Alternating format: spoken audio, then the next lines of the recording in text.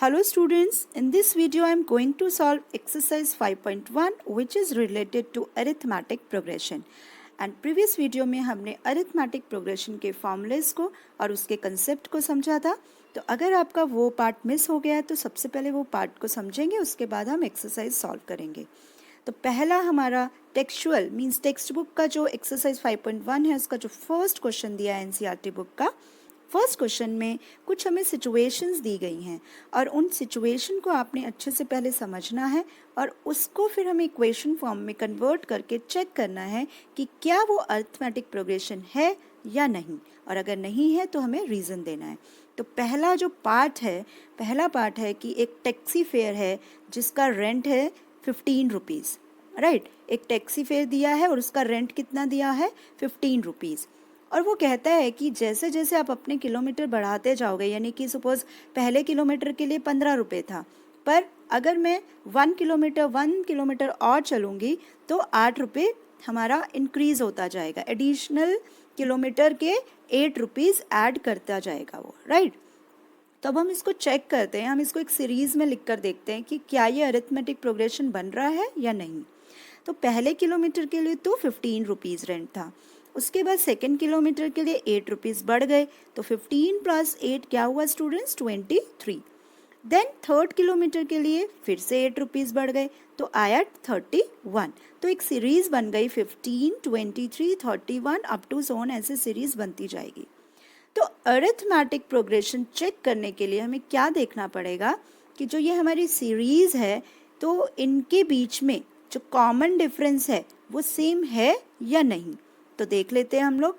तो जो डिफरेंस आया स्टूडेंट्स, जब मैंने सेकेंड टर्म में से फर्स्ट टर्म को माइनस किया, मीन्स जब सेकेंड टर्म यहाँ पर क्या है 23 में से माइनस किया 15 को, यहाँ पर ये है सेकेंड टर्म, ये है फर्स्ट टर्म. तो सेकेंड टर्म में से 15 माइनस किया तो आंसर आया 8.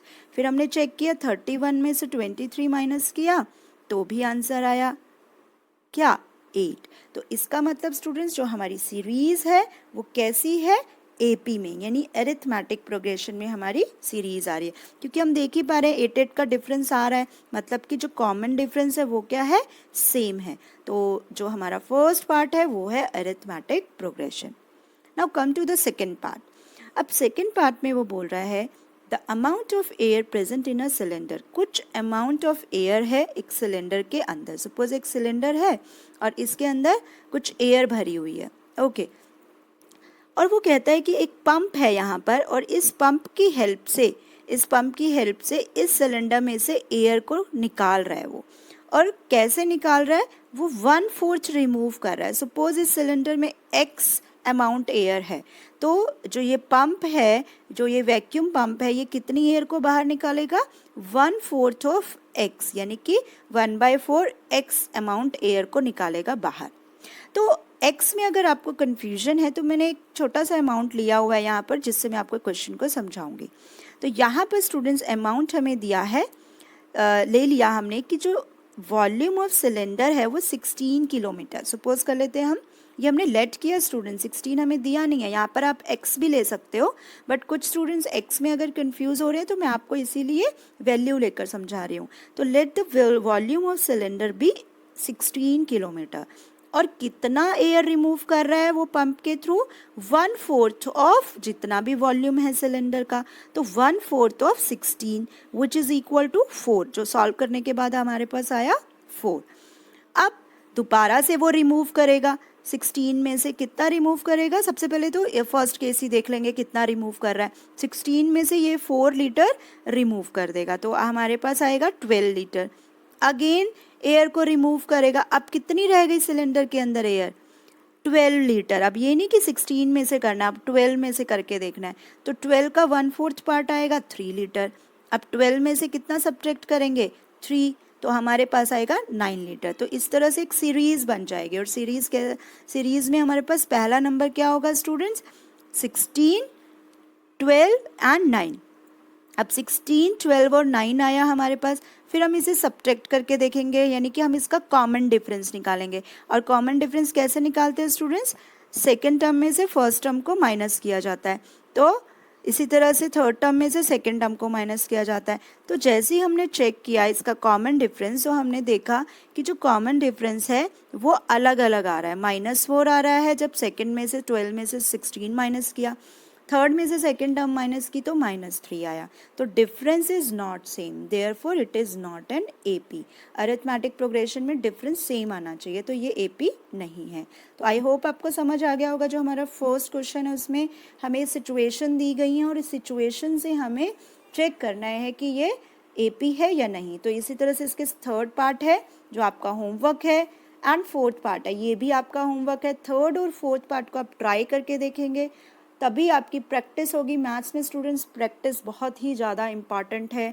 तो आप थर्ड और फोर्थ पार्ट को करेंगे ट्राई। अगर आपको डाउट होगा तो you can discuss with me. Now students come to the second question of exercise 5.1। Second question बहुत ही इजी क्वेश्चन है। इसमें हमें बोला गया है कि आपको एपी की 4 टर्म निकालनी है। फर्स्ट 4 यानी कि जैसे अगर एपी है तो यहाँ पर A1 है, A2 है, A3 है, A4, इस तरह से सीरीज होती है ना हमारी एपी की। तो ये बोलता है आपको पहली 4 टर्म निकालनी है। अगर फर्स्ट गिवन है तो फर्स्ट 4 टर्म आपको फाइंड आउट करनी है एपी की। और आपको गिवन है इस केस में ए मीन्स फर्स्ट टर्म गिवन है और कॉमन डिफरेंस यानी डी गिवन है। तो ये दो चीज़ गिवन है, आपको पहली 4 टर्म निकालनी है एपी की। तो देख लेते हैं। अगर हमें फर्स्ट टर्म ए गिवन है, राइट, ए क्या है 10 और कॉमन डिफरेंस है डी, और हमें पता है एपी के अंदर कॉमन डिफरेंस सेम रहता है नेक्स्ट टर्म निकालने के लिए। तो सेकेंड टर्म हमारी स्टूडेंट क्या आएगी, फर्स्ट टर्म में अगर मैं कॉमन डिफरेंस को ऐड कर दूं तो 10 के अंदर अगर मैं 10 को ऐड कर दूंगी आ जाएगा 20। ये हमारी है सेकेंड टर्म, क्योंकि फर्स्ट टर्म तो हमें दे ही दी थी, ये थी हमारी A1 या ए बोल सकते हो आप इसको। उसके बाद थर्ड टर्म निकालनी है। अब स्टूडेंट्स थर्ड टर्म कैसे निकलेगी, अगर सेकेंड टर्म जो भी हमारी सेकेंड टर्म आई है यानी कि जैसे 20 आई है सेकेंड टर्म, अब इसमें नहीं करना ऐड, नेक्स्ट टर्म में हमें क्या करना है, कॉमन डिफरेंस को ऐड करना है, तो आ जाएगा 30। अब 30 में अगर मैं दोबारा कॉमन डिफरेंस ऐड कर दूंगी 40, तो इस तरह से हमारी ये टर्म्स आ जाएंगी। पहली 4 पूछी हैं या पहली 5 पूछी हैं तो आप उसके हिसाब से निकाल सकते हैं। इसी तरह से इसका सेकंड पार्ट है जो बिल्कुल फर्स्ट पार्ट की तरह है। यहाँ पर भी ए और डी दे दिए गए हैं, ए दे दिया, डी दे दिया है, और आपको पहली 4 टर्म निकालनी है। तो वही कॉमन डिफरेंस ऐड करते जाएंगे हम लोग।